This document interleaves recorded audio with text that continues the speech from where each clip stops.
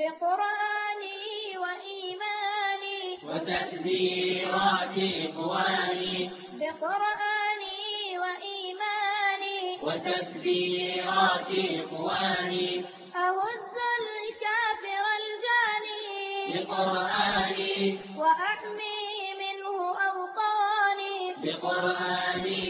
أهز الكافر الجاني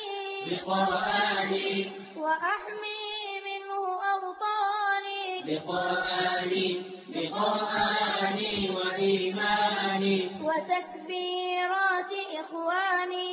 بقرآني وإيماني وتكبيرات إخواني أهز الكافر الجاني بقرآني وأحمي منه أوطاني بقرآني أهز الكافر الجاني بقرآني وأحمي منه أوطاني بقرآني عواطفنا براكين تثور وما لها حين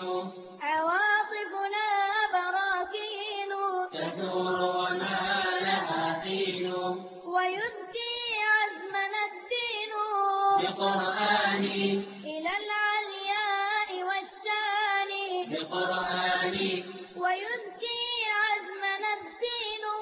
بقرآني إلى العلياء والشان بقرآني بقرآني وإيماني وتكبيرات إخواني بقرآني وإيماني وتكبيرات إخواني أهز الكافر الجاني بقرآني وأحمي منه أوطاني بقرآني أهز الكافر الجاني بقرآني وأحمي منه أوطاني بقرآني لنا بمحمد مثل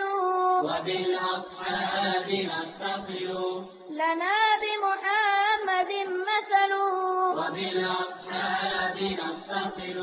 سنفعل مثل ما فعلوا بقرآني ببدر يوم فرقان بقرآني سنفعل مثل ما فعلوا بقرآني ببدر يوم فرقان بقرآني بقرآني وإيماني وتكبيرات إخواني بقرآني وإيماني وتكبيرات إخواني أهز الكافر الجاني بقرآني وأحمي منه أوطاني بقرآني أهز الكافر الجاني بقرآني وأحمي منه أوطاني بقرآني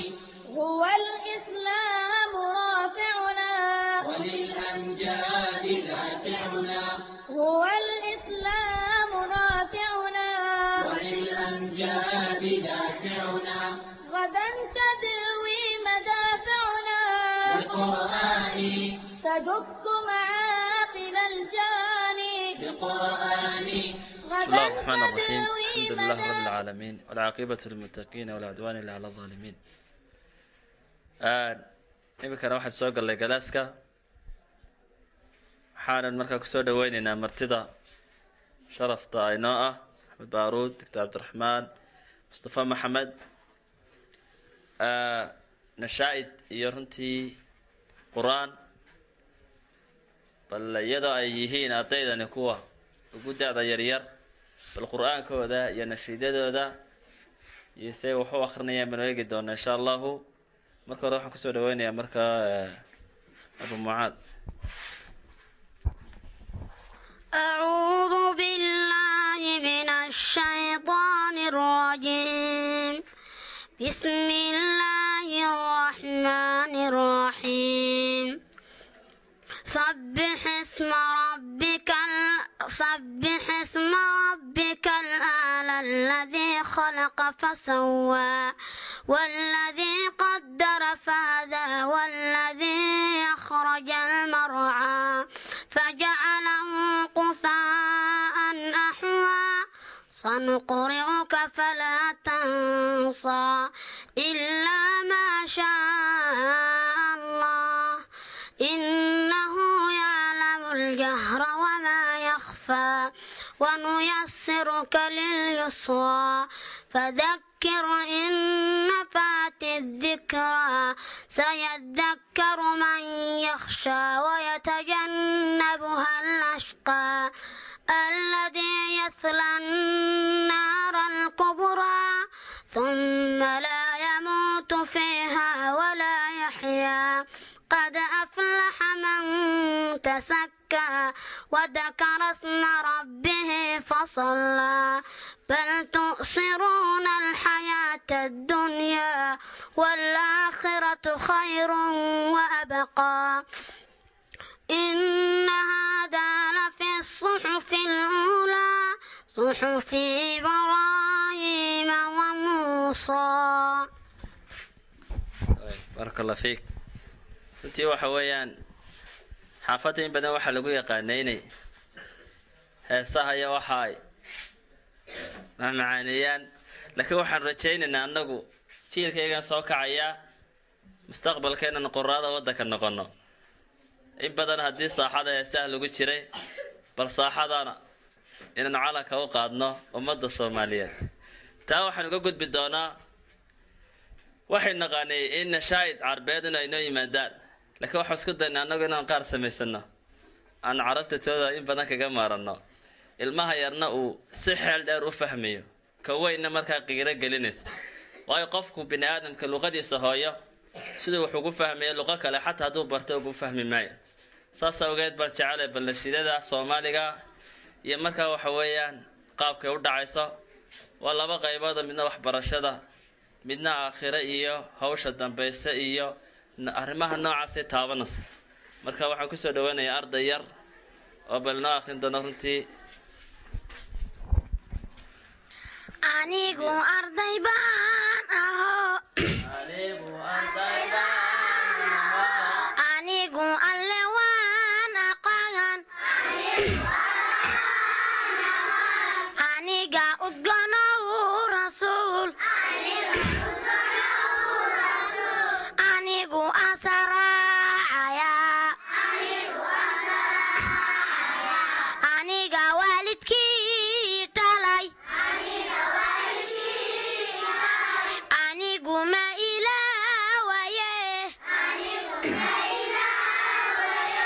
anigu waan adeecaya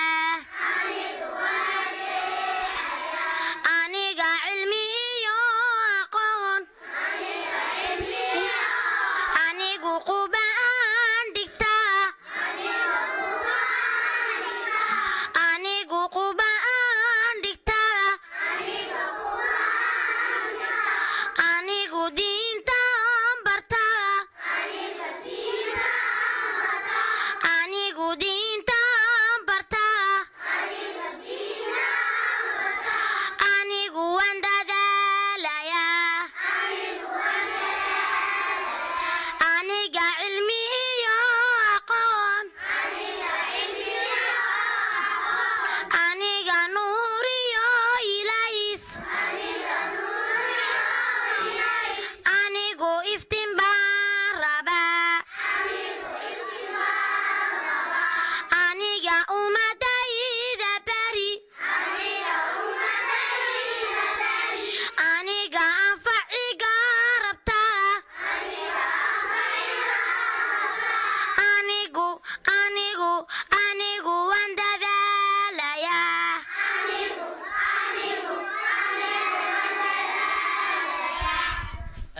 taasi waa waxbarashada iyo qofka mustaqbalku hiigsanayo